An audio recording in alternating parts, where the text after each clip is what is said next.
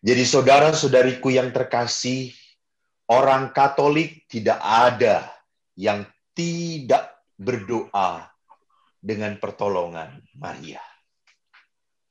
Sangat populer sekali devosi kepada Bunda Maria.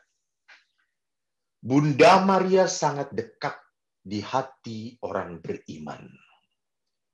Kenapa? Karena kita melihat di dalam kitab suci, sosok Bunda Maria adalah sosok hamba yang begitu sangat mendengarkan Tuhan.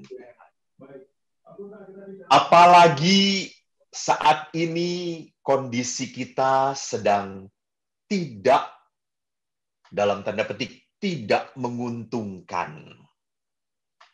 Saudara-saudara, dimanapun Anda berada, kita bersama-sama mengalami COVID-19. Dan pandemi ini melanda semua anak manusia. Mau yang soleh, mau yang salah. Mau yang baik, mau yang jahat. Mau yang benar, mau yang ngacau. Mau yang kaya, mau yang miskin, mau yang hitam, mau yang putih. Sehingga di masa pandemi ini beberapa bulan terakhir, apalagi semakin ke sini, saya banyak mendengar saudara-saudara saya yang kehilangan pekerjaan. Mereka bukan orang-orang malas. Mereka adalah pekerja keras. Tetapi apa yang terjadi, tidak ada lapangan pekerjaan yang bisa membuat mereka untuk apa? Untuk bertahan hidup. Maka tidak aneh, seringkali untuk menolong pun kita harus berpikir, saudara-saudaraku, berpikir panjang. Jangan-jangan kalau menolong orang lain, nanti saya kekurangan. Ada ketakutan, ada juga rasa kekhawatiran, kecemasan. Apakah saya masih hidup? Apakah COVID-19 itu tidak akan kena kepada keluarga saya? Apalagi kita tahu bahwa COVID-19 itu datang seperti pencuri. Tidak diundang, kita sudah hati-hati, sudah tutup hidung, tutup mata, tutup telinga, semua ditutup-tutupi gitu ya. Tetapi tiba-tiba orang yang kita kasih kena, ketemu dengan kita, tiba-tiba dia OTG, kita kena, orang-orang tua kita kena.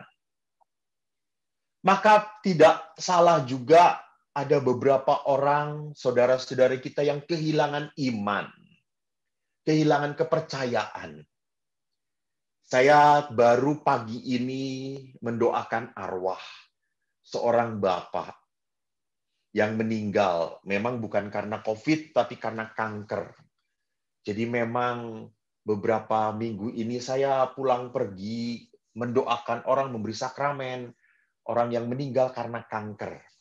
Dan waktu saya datang ke rumahnya, sang istri sedang menjerit-jerit, tidak rela suaminya pergi. Walaupun sudah bertahun-tahun suaminya menderita dan istri ini melayani, istri ini langsung berkata, Romo, saya enggak apa-apa capek, enggak apa-apa menderita untuk suami saya. Asal jangan Tuhan memanggil suami yang saya sayangi. Tolong Romo doakan. Supaya suami saya bangun. Dia tidak mati, dia cuma tidur, Romo. Mana Tuhan, mana kuasa Tuhan? Pada saat saya mendengar seperti itu, saya tidak bisa apa-apa. Saya hanya diam, saya berkata, Ibu, mari kita berdoa. Mari kita berdoa. Jadi orang mengalami pengalaman grieving, mourning, pengalaman dia berduka cita, dia menangis. Ada juga beberapa anak muda yang mengeluh pada saya, harusnya tahun ini mereka menikah, tetapi akhirnya semua rencananya bubar, tidak jadi. Mereka meragukan, jangan-jangan kalau ditunda, cintanya hilang. Cinta sih mungkin tidak hilang, tapi dana yang mungkin hilang gitu ya. Sehingga akhirnya orang bingung, Romo menikah kapan? Lebih baik sekarang saja atau besok-besok? Kalau sekarang mereka merasa bahwa di gereja dibatasin, tidak boleh lebih dari 20, mereka tidak boleh pakai lagu-lagu. Padahal suap pernikahan hanya sekali seumur hidup. Jadi lihat di sini penderitaan makin susah, kita ada jarak, ada batas. Saya pun sama kalau pulang ke rumah, mau ketemu ayah, saya senang sekali memeluk ayah. Tetapi ya pada saat pandemi ini saya tidak berani memeluk, tidak berani. Saya tidak berani berdekatan dengan ayah. Keponakan-keponakan saya yang lucu-lucu itu pun tidak berani saya sentuh. Tidak berani saya. Bukan saya tidak mau menularkan kepada mereka. Walaupun saya tidak sakit, kita kan tidak pernah tahu. Lihat, ekspresi cinta kita jadi terbatas. Maka ada orang yang berkata, Romo, jangan-jangan pandemi ini hukuman Tuhan. Karena pandemi ini sungguh membuat kita putus asa. Beberapa orang sampai kehilangan harapan. Beberapa orang sampai berkata, ini hukuman Tuhan untuk kita. Kita hidup di dunia sudah terlalu jauh dari Tuhan. Seperti dulu mungkin ya Romo, Sodom dan Gomora. Sudah ancur-ancuran. Sehingga akhirnya dimusnahkan. Seperti dahulu bagaimana Allah pun memusnahkan di zaman Nuh. Hanya keluarga Nuh yang diselamatkan oleh Tuhan. Jadi orang itu pun melihat bahwa jangan-jangan ini semua adalah sebuah tragedi yang memang Tuhan sebabkan. Supaya manusia ingat pada Allah. Apalagi tubuh, jiwa, pikiran kita, roh kita hambruk setelah sosial, ekonomi, politik hancur. Lebih hancur lagi kita banyak mendengar di sekitar kita. Berita-berita bukan yang meneduhkan. Bukan orang-orang yang menjaga jarak. Bukan orang-orang yang saling menolong, tetapi malah hujatan sana-sini, saling menyalahkan. Situasi makin kacau. Maka kalau kita mengikuti hidup zaman ini, apa yang terjadi di sekitar kita, di negara kita, saya jamin Anda akan makin terpuruk, saudara-saudara. Saya jamin Anda tidak akan pernah bisa bertahan. Padahal hidup kita adalah hidup seorang beriman. Kita adalah milik Kristus. Anda sudah dibaptis oleh Yesus. Dan kalau Anda sudah dibaptis oleh Yesus, Yesus ada di dalam hati Anda. Yesus ada untuk menguatkan Anda. Maka hidup seorang yang sudah dibaptis, sudah milik Allah, harus punya kehidupan seturut Injil. Jadi jangan hidup seturut dunia kita, seturut zaman ini. Kita milik Kristus, maka hidup kita harus dituntun oleh Injil. Injil Matius berkata, demikianlah hendaknya terangmu bercahaya di depan orang, supaya mereka melihat perbuatanmu yang baik dan memuliakan Bapamu yang di surga. Menarik. Di dunia yang hampir putus asa, penuh dengan konflik, penuh dengan kebencian, kita tetap harus bercahaya. Kita tetap harus menjadi manusia yang punya iman, yang punya kasih, yang punya pengharapan. Itu. Jadi tadi juga Ibu Lucy mengatakan, ya kami ini di kota kecil, kotanya Sukabumi, gitu ya.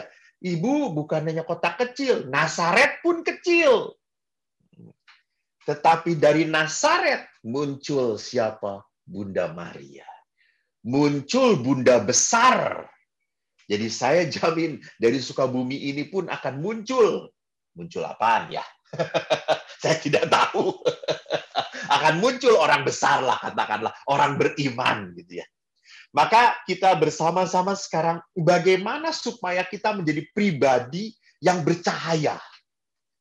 Sehingga orang melihat diri kita, orang itu berkata, orang ini pasti punya Tuhan. Orang ini pasti dirasuki Tuhan.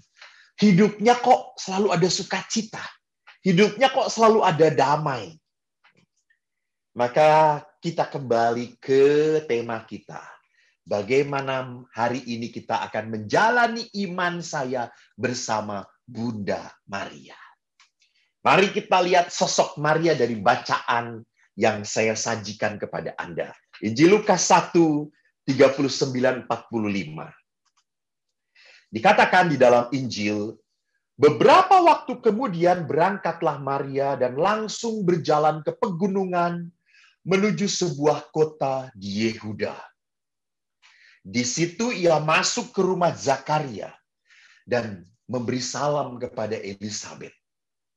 Ketika Elisabet mendengar salam Maria, melonjaklah anak dalam rahimnya, dan Elisabet pun penuh dengan Roh Kudus. Lalu ia berseru dengan suara nyaring, "Diberkatilah engkau di antara semua perempuan, dan diberkatilah buah rahimmu. Siapakah aku ini sampai ibu Tuhanku datang mengunjungi aku?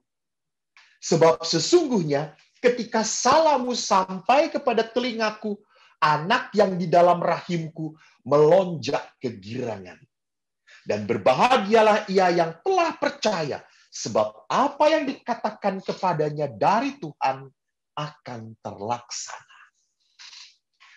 Demikianlah Injil Tuhan. Terpujilah Kristus.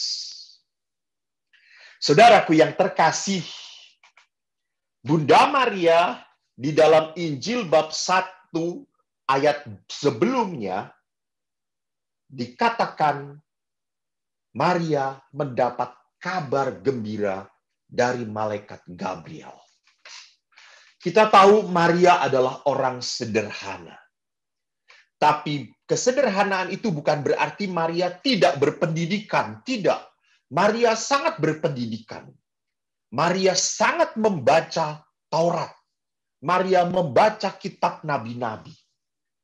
Kelihatan dari apa? Dari kata-kata Bunda Maria. Bagaimana ia secara spontan mengutip kata-kata para nabi dan mengutip Taurat. Dan pada saat ia dikunjungi oleh malaikat Gabriel, Maria tentunya sebagai manusia bingung. Bingung.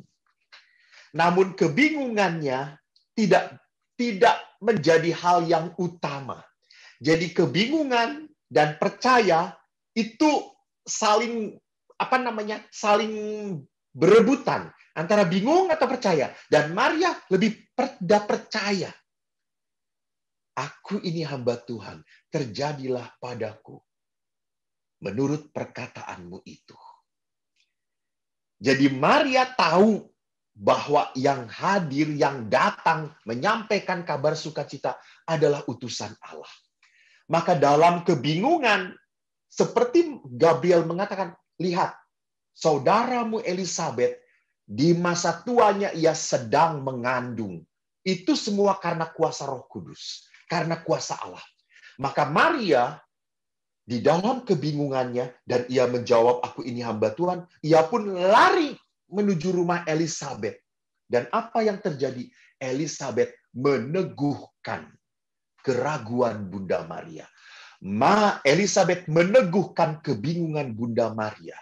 Dan Elisabet berkata, siapakah aku ini sampai ibu Tuhanku datang mengunjungi aku? Kaget pasti. Ibu Tuhanku. Rupanya bukan hanya malaikat yang memberitahu bahwa engkau akan mengandung dari Roh Kudus, Putra Allah. Tetapi Elisabet pun tahu. Ini bukan karya manusia. Ini karya Allah. Jadi saudara-saudaraku, dalam ketakutan dan kebingungan, dalam keraguan dan kekhawatiran, apa yang harus kita lakukan? Saya jadi ingat sebuah lagu. Saat keadaan di sekelilingku ada di luar kemampuanku, ku berdiam diri mencarimu Doa mengubah segala sesuatu. Saat kenyataan di depanku mengecewakan perasaanku, ku menutup mata memandangmu, sebab doa merubah segala sesuatu. Doa orang benar bila didoakan dengan yakin besar kuasanya. Dan tiap doa yang lahir dari iman berkuasa menyelamatkan.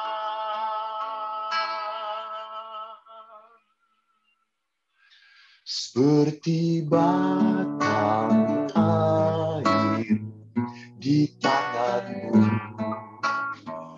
mengalir kemanapun kau mau, tiada yang mustahil di matamu.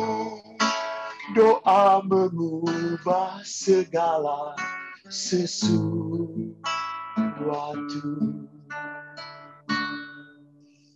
Benar, saudara-saudara. Amin, saudara-saudara. Saat keadaan di sekelilingku ada di luar kemampuanku, aku berdiam diri mencari-Mu Tuhan. Doa mengubah segala sesuatu. Bahkan dikatakan bagus sekali. Doa orang benar bila didoakan dengan yakin besar kuasanya. Kata-kata siapa itu? Yakobus. Itu nanti akan menjadi penutup bagi saya. Yakobus. Surat Rasul Yakobus mengatakan seperti itu. Doa orang benar bila didoakan dengan yakin besar kuasanya. Maria pada saat bingung, ia bertemu dengan Elizabeth dan dua-duanya dipenuhi dengan roh. Jadi ingat, orang yang dipenuhi dengan roh pasti adalah orang-orang yang hidup di dalam doa. Gak mungkin sedang cengengesan dipenuhi dengan roh gitu ya. Itu bukan Roh Kudus. Roh nggak tahu apa roh apa gitu ya. Hanya orang yang ada di dalam doa akan dipenuhi oleh roh Allah. Maka sekarang saudaraku, kalau kita mau meneladan Bunda Maria, apa yang harus kita teladani? Kalau kita mau berjalan bersama Maria, apa yang harus kita pikirkan? Ada 3 hal yang gereja ajarkan pada kita tentang Bunda kita Maria. Pertama, Maria adalah teladan iman. Lihat saja dari kutipan-kutipan yang saya paparkan. Pertama, di dalam Injil Lukas dikatakan, sesungguhnya aku ini adalah hamba Tuhan. Jadilah padaku menurut perkataanmu itu. Jadi, saudara-saudaraku, lihat di sini, ini jawaban seorang yang sangat rendah hati. Jawaban orang desa, jawaban orang kota kecil, kalau tadi ibu tuh Sukabumi, ini jawaban orang Nazaret. Teu nyaho teu loba nu nyaho Sukabumi teh di mana, di peta oge hese di teanganana gitu ya. Sama Nazaret oge hese di teanganana gitu. Tetapi bagi Tuhan tidak ada yang hese gitu ya. Jadi memang karena mungkin Bunda Maria tinggal di kota Nazaret, kota kecil gitu ya, kayak Sukabumi gitu. Naon di Sukabumi teh naon pais wungkul paling-paling gitu nya, atau eta naon teh mochi Sukabumi eta wungkul. Maka apa yang dikatakan? Maria menempatkan dirinya bukan sebagai tuan. Maria menempatkan, aku ini hamba. Aku ini hamba. Lihat. Banyak sekali orang Kristiani yang menempatkan dirinya berdoa sebagai Tuhan dan Tuhan sebagai hambanya. Jadi seolah-olah Tuhan itu diberi tugas. Tuhan, nih doa-doa saya. Ayo kabulkan. Ayo kau yang kerja. Saya cicing wae. Kurang ajar. Gitu ya. Teu bisa kitu gitu ya. Tibalik. Jadi Gusti itu nyiptakan kita. Tuhan yang menciptakan kita. Maka kalau Tuhan menciptakan kita, kita yang harus taat kepada Allah. Bukan Allah yang harus taat pada kita. Maka Maria benar, aku ini hamba. Hamba. Sok, abdi mah ada tetiasana. Abdi mah pembantu. Nyarios naon di titah ngajungkir oge abdi bade ngajungkir. Itu hamba gitu ya. Dia lihat Maria betul sekali meletakkan dirinya di hadapan Tuhan. Ini sikap iman yang benar, rendah hati, rendah hati.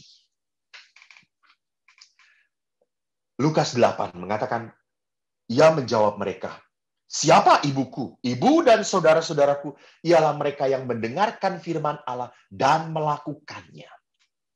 Jadi Maria bukan hanya mendengarkan, nanti di bagian kedua kita berbicara tentang mendengarkan, tetapi Maria adalah pelaku firman. Maria sungguh, dia taat. Maria tidak berkata, terjadilah padaku menurut perkataanmu, lalu segala perbuatan Maria seenaknya saja. Tidak. Sungguh pada saat Maria berkata, terjadilah padaku menurut perkataanmu itu, Maria selalu menerima dan melakukan apa yang Tuhan mau. Bapak Ibu yang terkasih, saya kalau tidak sedang repot, kalau sedang kosong jam 12 Angelus, saya selalu berusaha untuk ke gereja.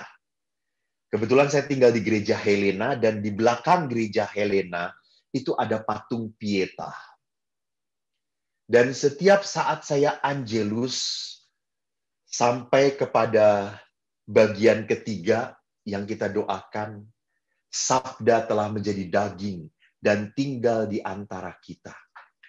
Dan kalau saya melihat patung Pieta, bagaimana Bunda Maria memangku Yesus,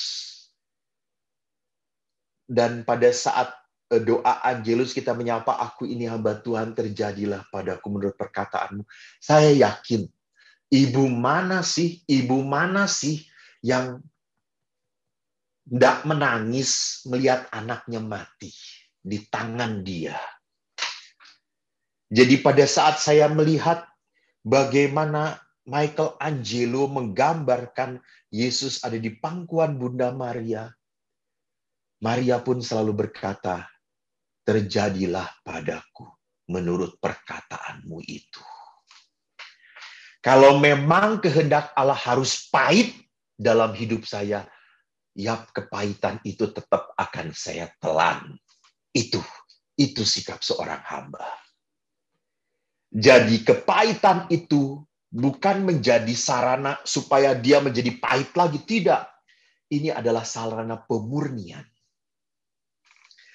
Lalu lihat juga bagaimana Maria punya iman yang kuat dengan berkata, apa yang dikatakan kepadamu, buatlah itu. Ingat ini kata-kata di mana? Oh, saya yakin orang Sukabumi sangat dekat dengan firman Allah. Betul, ini yang dikatakan oleh Maria pada saat perjamuan di Kana. Mujizat Yesus yang pertama. Mujizat Yesus pertama terjadi, Maria tidak mendesak, Maria hanya berkata kepada para pelayan, apa yang dikatakan kepadamu, buatlah itu. Inilah tindakan iman. Jadi yang paling utama dalam hidup Maria adalah apa? Mendengarkan Allah dan mengikuti kehendaknya.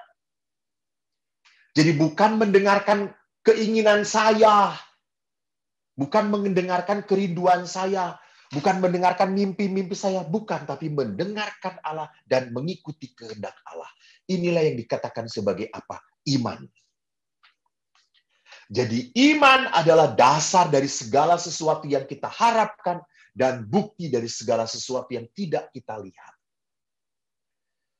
Ini yang dikatakan oleh surat kepada jemaat di Ibrani. Iman adalah dasar. Apa itu iman? Jadi iman itu pertama-tama harus meluap dari rasa percaya pada sifat-sifat Allah. Apa sifat Allah? Sifat Allah yang baik. Sifat Allah yang penuh kasih. Sifat Allah yang pengampun. Sifat Allah yang selalu memelihara manusia. Allah yang tidak pernah mau seorang anak pun anaknya sesat. Bahkan sifat Allah, bagaimana karakter Allah digambarkan oleh Yesus begitu indah. Dengan memperlihatkan gembala yang meninggalkan 99 ekor dan mencari 1 ekor yang tersesat. Apa enggak sinting ya? Kan enggak ada logikanya tuh ya.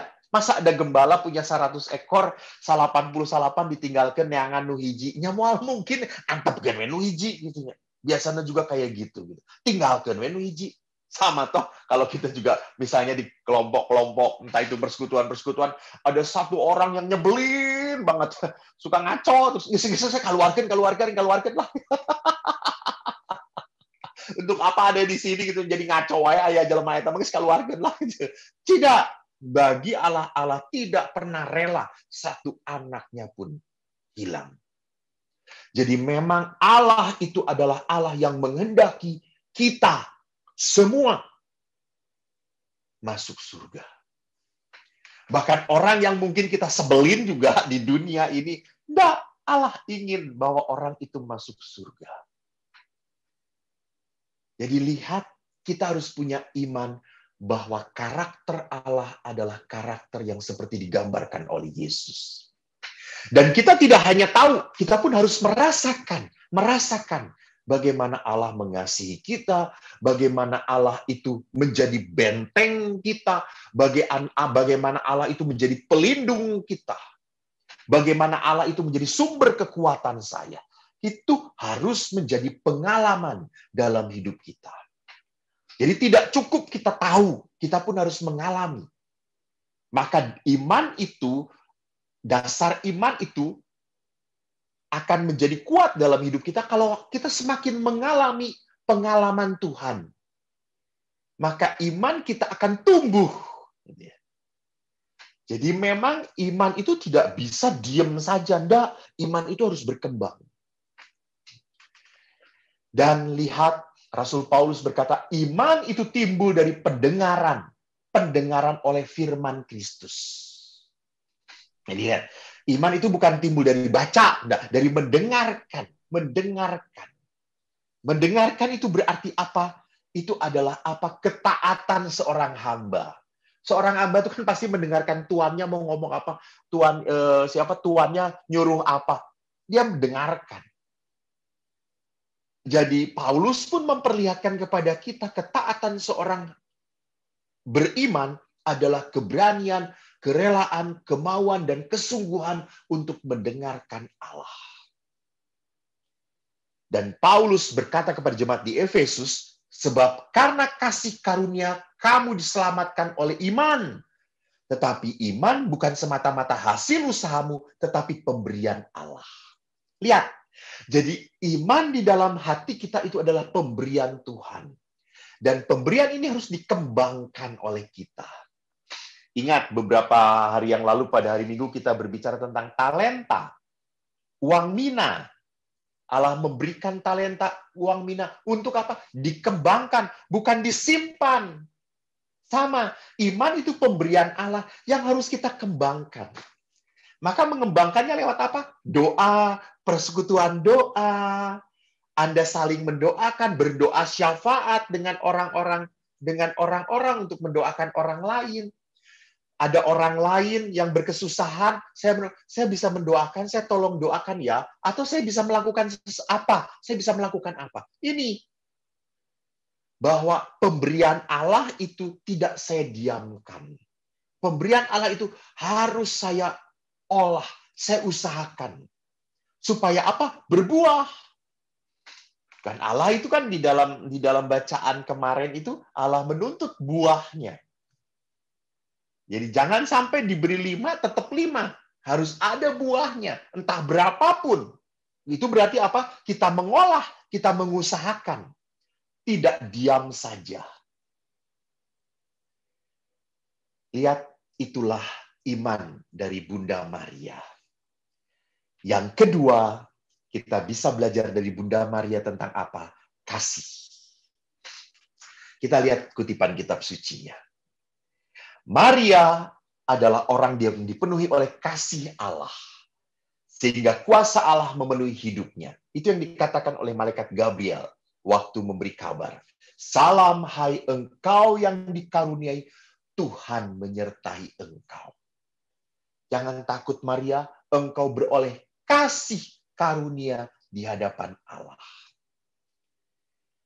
Jadi Maria itu tahu bahwa Allah itu memberi tugas pada dia. Ini adalah bentuk cinta Allah kepada Maria.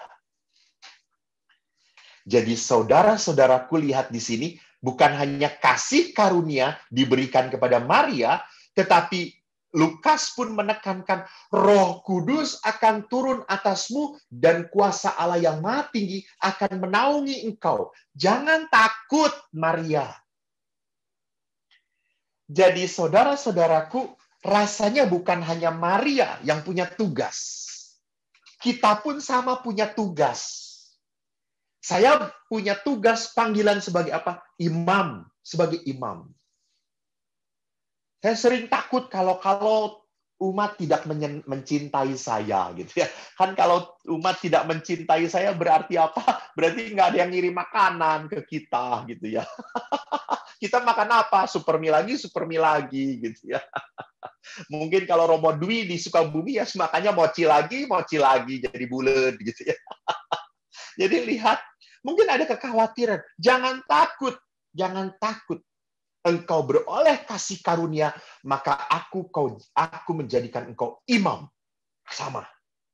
Anda pun hidup pernikahan, itu adalah kasih karunia Allah. Ingat itu. Tidak setiap orang dipanggil untuk menikah. Dan kalau Anda menikah dengan pasangan Anda, itu berarti apa? Kasih karunia Tuhan. Sama kalau Anda mau hidup sendiri pun, selibat tidak mau menjadi pastor atau suster, Anda mau hidup selibat sendiri, itu kasih karunia Allah. Dan ingat, Anda bisa bertahan dalam panggilan Anda. Karena apa? Malaikat Gabriel berkata, Roh Kudus turun atasmu, dan kuasa Allah yang Maha Tinggi menyertai engkau. Jadi, kalau kita hidup di dalam tugas perutusan Tuhan, kita tidak perlu takut. Ada orang muda yang sering bertanya pada saya, Romo, saya tuh takut nikah, Romo. Takutnya apa? Takut nanti cerai. Terus saya mengatakan, ya udah jangan nikah. Saya kalau nggak nikah, nanti siapa yang memperhatikan saya, Romo? Kalau saya ke rumah sakit, lalu siapa yang nganterin saya, Romo? Gitu. Tuh, ya sudah kamu nikah, tapi takut juga. Ya sudahlah, kalau kata saya tuh, nikahnya sewa gitu ya. Siapa yang nganter sewa dengan Gojek? Kan Gojek kan bisa disewa, toh kata saya itu. Gitu. Jadi saudaraku lihat, kalau orang tidak tinggal di dalam Tuhan, maka kita akan meragukan kuasa Allah. Kalau kita tidak pernah melihat bahwa tugas panggilan saya sebagai seorang imam, panggilan saya hidup dalam berkeluarga, ini adalah tugas dari Allah, maka saya tidak pernah bisa mengandalkan Tuhan. Maria dikatakan engkau akan mengandung dari Roh Kudus. Jangan takut, Tuhan mengasihi engkau. Roh Kudus menyertai engkau. Bapak Ibu, itu kata-kata yang sama yang Allah berikan untuk Anda dan saya. Jadi kalau kita meneladani Bunda Maria hidup di dalam cinta, maka kasih Kristuslah harus menjadi kekuatan kita. Kasih Kristus harus menjadi pendorong kita. Maka kasih yang benar itu tidak semata-mata orang diam saja. Jadi kasih itu tidak bisa menjadi kasih kalau saya hanya menerima. Itu bukan kasih namanya. Itu kasihan. Jadi kasih itu harus apa? Harus menggerakkan. Jadi dikatakan oleh Yakobus, sebab seperti tubuh tanpa roh adalah mati, demikian juga iman tanpa perbuatan adalah mati. Jadi kalau kita beriman bahwa Allah mengasihi kita, dan kita cicing wae alias ngajentul, bahasa Sukabumi ngajentul cicing wae, teu bisa nanaon, ya percuma kita punya iman bahwa Allah mencintai kita, Allah mengasihi kita. Kita itu adalah anak-anak Tuhan. Lalu kita diam saja gitu. Percuma. Jadi hidup kita tidak pernah menunjukkan identitas bahwa kita adalah manusia yang dikasihi. Jadi kalau kita betul dicintai Tuhan, tunjukkan lewat perbuatanmu. Itu yang mau dikatakan oleh Yakobus. Maka lihat di dalam Yakobus pun sangat jelas sekali. Jika seorang saudara atau saudari tidak mempunyai pakaian, kekurangan makanan sehari-hari, dan seorang di antara kamu berkata selamat jalan, kenakan kain panas dan makan sampai kenyang, tetapi ia tidak memberikan kepadanya apa yang perlu bagi tubuhnya, apa gunanya? Jadi Yakobus itu mau mengingatkan kita, jangan menjadi orang yang beriman, yang pinternya cuma kasihan ya tetangga kita nggak punya makanan ya, kasihan, kasihan, ya udah, yuk kita makan aja yuk. Itu kurang ajar namanya.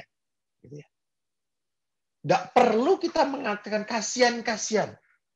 You must do something. Kita harus melakukan sesuatu. Itu kita punya kasih. Maka kalau kita berefleksi tentang hidup dalam kasih menurut surat Yakobus, dikatakan, apakah gunanya saudara-saudaraku jika seorang mengatakan bahwa ia mempunyai iman, padahal ia tidak mempunyai perbuatan? Dapatkah iman itu menyelamatkan dia? Memang Paulus tadi berkata bahwa iman, dikatakan oleh Paulus tadi tentang iman yang timbul dari imanlah kamu diselamatkan oleh iman. Tetapi kata Paulus tadi, tetapi iman itu karena karunia Allah. Maka karunia Allah itu tidak boleh didiamkan. Karunia Allah itu harus dikembangkan. Ingat talenta tadi. Dan bagaimana mengembangkannya? Yakobus berkata, iman itu bisa menyelamatkan kamu kalau kamu membuahkan perbuatan-perbuatan kasih. Maka Lumen Gentium artikel 14 mengatakan, anggota gereja yang tidak bertambah dalam cinta kasih, dia hanya terdaftar hanya badannya saja, tapi hatinya tidak terdaftar di dalam gereja. Bukan saja tidak diselamatkan, malahan akan diadili lebih keras. Bapak Ibu, minggu depan itu, hari Minggu adalah hari raya Kristus Raja Semesta Alam. Dan bacaan kitab sucinya menarik. Percis, kalau kita mau masuk surga, Allah itu bertanya apa? Allah tidak pernah bertanya, kamu persekutuan doa di Sukabumi rajin nggak? Kamu di persekutuan doa udah pernah jadi ketua belum? Kalau kamu ketua, wah kamu masuk duluan. Kamu surganya paling atasnya. Mana naon anggota A, anggota mah dipantau lah gitu ya. Tidak. Allah tidak bertanya apakah kamu anggota persekutuan doa karismatik Katolik Santo Yosef Sukabumi. Udah. Allah bertanya, apa yang sudah kau lakukan bagi orang-orang yang paling hina dalam hidup kamu? Jadi, bukan hanya kita bisa kasihan. Kasih itu harus sungguh nyata. Kasih itu harus sungguh ditunjukkan. Maka Yesus jelas sekali, perintah pertama dan utama adalah apa? Kasih. Bahkan Yohanes berkata, kasih itu adalah menjadi identitas seorang Kristiani. Identitas itu apa? Identitas itu ya berarti tanda bahwa saya disebut orang Kristiani ya lewat apa? Saling mengasihi. Yohanes berkata, dengan demikian semua orang akan tahu bahwa kamu adalah murid-muridku, yaitu jikalau kamu saling mengasihi.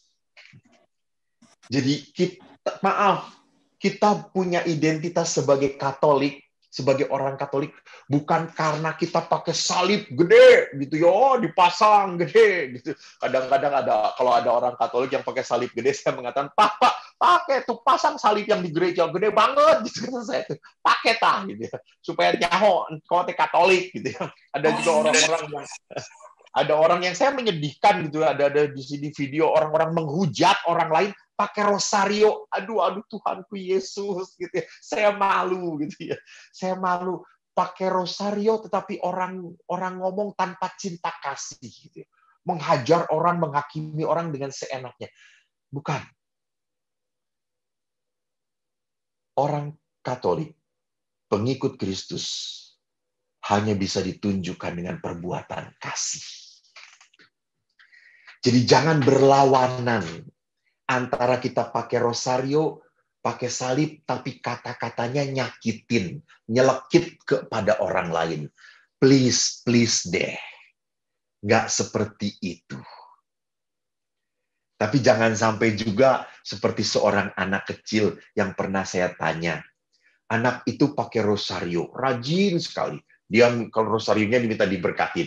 Jadi setiap ketemu pastor baru, dia minta rosario diberkatin terus. Didoakanlah oleh pasturnya. Lalu saya berkata, kamu rajin pakai rosario ya? Rajin, pastor, saya rajin. Lalu saya berkata, berarti kamu jarang, kalau sekolah jarang nyontek dong. Oh, ya kadang-kadang kalau ulangan nggak bisa, saya nyontek, pastor. Bagaimana mungkin kamu pakai rosario masih nyontek? Saya kalau pas ulangan nggak bisa, rosarionya saya buka, saya masukin saku supaya Yesus nggak ngelihat saya sedang nyontek. Gitu. Lihat saudara-saudaraku gitu ya. Jadi dia supaya dosanya tidak ketahuan Tuhan, maka rosarionya dia masukkan ke dalam saku. Gitu. Jadi perhatikan. Jadi itu bukan identitas rosario. Bolehlah itu menunjukkan sikap iman. Nggak apa-apa, saya tidak anti pakailah. Tapi ya Yohanes jelas sekali mengingatkan kita, identitas yang paling utama sebagai pengikut Kristus adalah apa? Saling mengasihi. Hanya itu. Yang ketiga, apa yang bisa kita teladan dari Bunda Maria? Ingat saat terakhir disalib di dalam Injil Yohanes. Apa yang dikatakan oleh Yesus? Yesus melihat ibunya dan murid yang dikasihinya berada di sampingnya. Maka berkatalah Yesus kepada ibunya, "Ibu, inilah anakmu." Kemudian kata Yesus kepada muridnya, "Inilah ibumu." Saudaraku, kalau kita mendengarkan kata-kata ini, Anda yakin, Anda sadar bahwa Yesus memberikan Maria untuk kita. Bahwa Yesus tahu kita harus punya penolong, pembela, pembantu yang bisa menolong kita. Supaya apa? Supaya hidup kita tidak tersesat. Maka di dalam tradisi gereja Katolik, bersyukurlah kita mempunyai Bunda Maria. Maka ada pepatah ad Jesum per Mariam. Menuju Yesus melalui pertolongan Bunda Maria. Mengapa kita berdoa dengan perantaraan Bunda Maria? Bukankah kita bisa sendirian doa? Boleh. Bisa sendirian. Betul. Tidak salah. Tetapi jangan pernah lupa, di dalam Alkitab, kita bisa melihat banyak contoh yang menunjukkan bagaimana orang bisa menjadi pengantara kepada Allah demi kepentingan orang lain. Contohnya Abraham. Waktu mendoakan kepentingan penduduk Sodom dan Gomora. Waktu bernegosiasi. Bagaimana kalau ada sekian. Dan akhirnya tidak sampai pada jumlahnya. Dan akhirnya Sodom dan Gomora punah. Abraham berdoa untuk orang-orang Sodom dan Gomora. Musa, lihat di dalam kitab Keluaran. Berdoa untuk kepentingan umat Israel. Karena orang-orang Israel berlakukan kesalahan, mereka membuat lembu, Musa berdoa, tolong Tuhan ampuni mereka. Mereka adalah memang bangsa yang keras. Bangsa yang tidak tahu diri. Maafkan. Musa berdoa bukan untuk dirinya, tapi dia berdoa untuk umat Israel. Jadi umat Israel memohon pengampunan Tuhan lewat pertolongan siapa? Doanya Musa. Jadi memang di dalam Alkitab sudah ada tradisi-tradisi bahwa orang berdoa minta bantuan. Di dalam perjanjian baru ada bagaimana Yesus berdoa untuk para muridnya dan untuk dunia dalam Injil Yohanes bab 17. Jelas sekali dikatakan Yesus berdoa untuk para muridnya dan untuk kita. Bahkan Paulus senantiasa mendoakan umatnya. Di Galatia, di Korintus, di Roma, Paulus mendoakan umat-umat di sana. Jadi memang lihat tradisi mendoakan adalah tradisi yang berakar dari kitab suci. Jadi tidak pernah salah mengapa seorang Katolik berdoa dengan perantaraan Bunda Maria. Bahkan lihat Rasul Paulus kepada Timotius berkata, naikkanlah permohonan, doa syafaat, dan ucapan syukur untuk semua orang. Jadi, Paulus pun menekankan untuk apa? Untuk kita semua tidak hanya berdoa untuk diri kita sendiri, tapi juga berdoa untuk orang lain. Dan kita berdoa untuk orang lain, itu disebut dengan doa syafaat, doa umat lah kalau kita sering menyebutnya di dalam liturgi disebutnya doa umat. Doa umat dan doa syafaat itu sama saja. Jadi doa untuk kepentingan orang lain. Jadi kita minta Bunda Maria mendoakan kita untuk kepentingan kita. Kenapa? Jangan pernah lupa bahwa Maria, orang kudus itu adalah anggota gereja sama dengan kita. Ini sebagai kesimpulannya.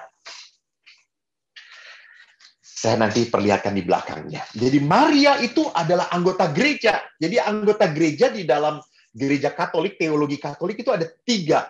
Ada anggota gereja yang sudah mulia, itu disebut sebagai Ecclesia Triumphant, orang-orang kudus, para santo-santa, sudah tinggal di surga mereka, dan tugas mereka adalah memuji-muji Tuhan dan mendoakan kita.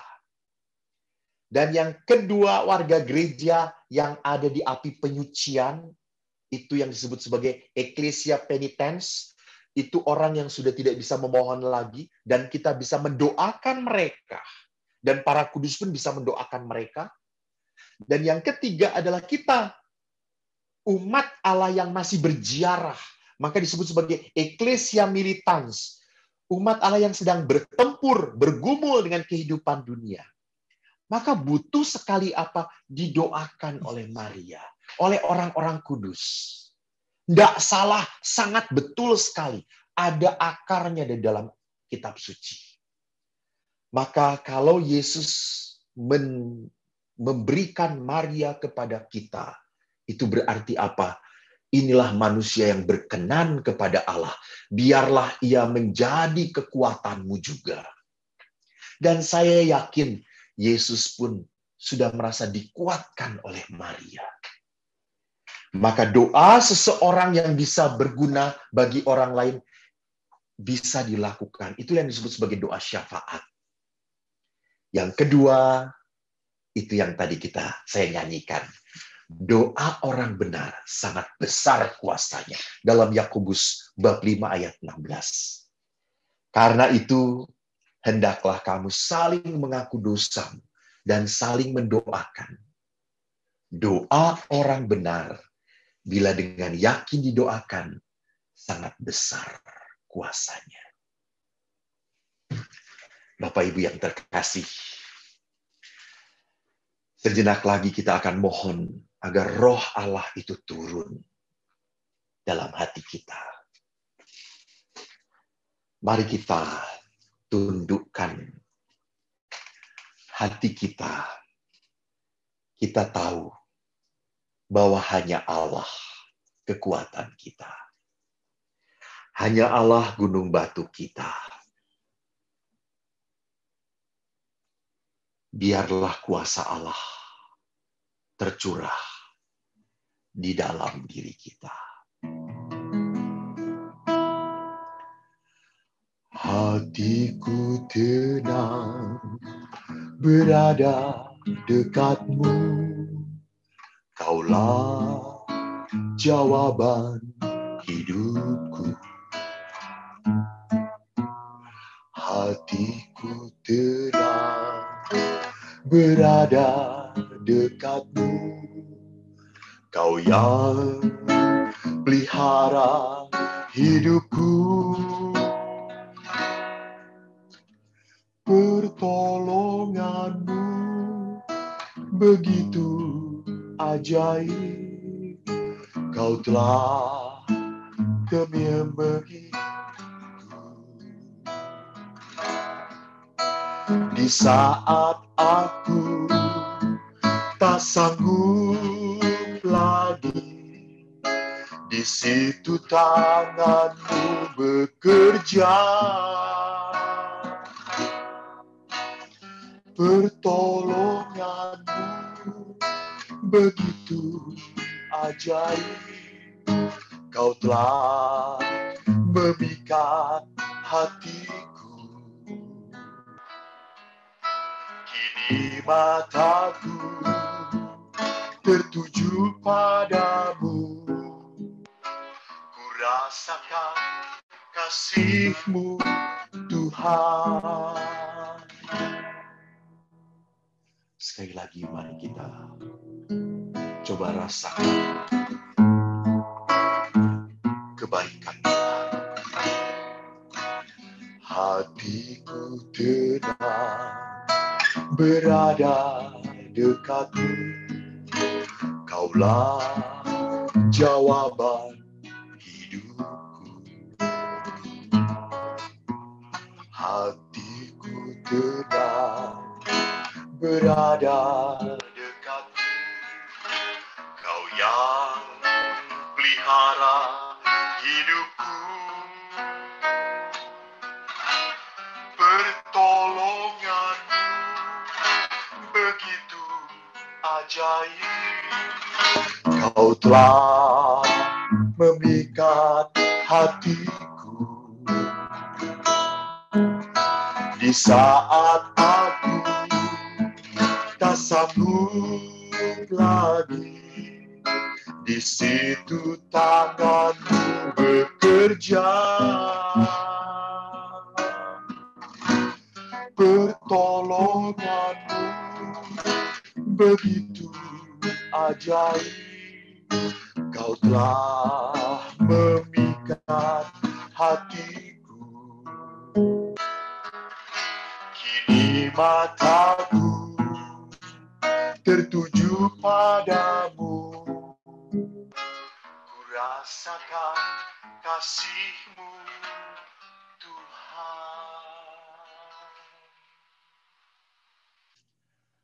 Mari kita lanjutkan dengan doa mohon agar Allah mencurahkan Roh Kudus atas hidup kita. Biarlah Allah menjadi kekuatan kita. Tuhan memberkati.